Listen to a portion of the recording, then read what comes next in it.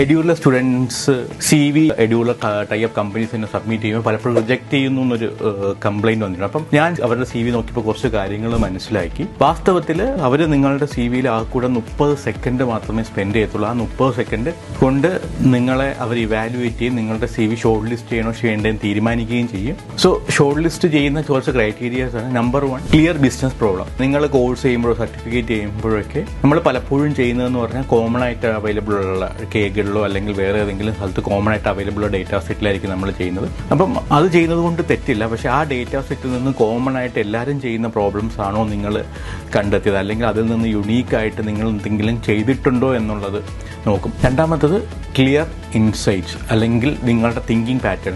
ഒരിക്കലും നിങ്ങൾ ചെയ്ത ഡാഷ്ബോർഡ് അല്ലല്ല അവർ വാല്യൂ ചെയ്ത്, മറിച്ച് നിങ്ങൾ എന്ത് കണ്ടെത്തി, നിങ്ങൾ എങ്ങനെ ചിന്തിക്കുന്നു എന്നുള്ളതാണ് ഹയറിംഗ് മാനേജറിന് അറിയേണ്ടത്. മൂന്നാമത് strong data cleaning and SQL logic.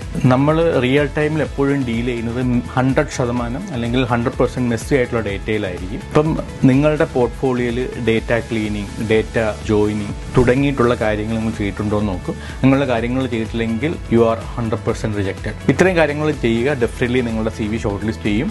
Thank you.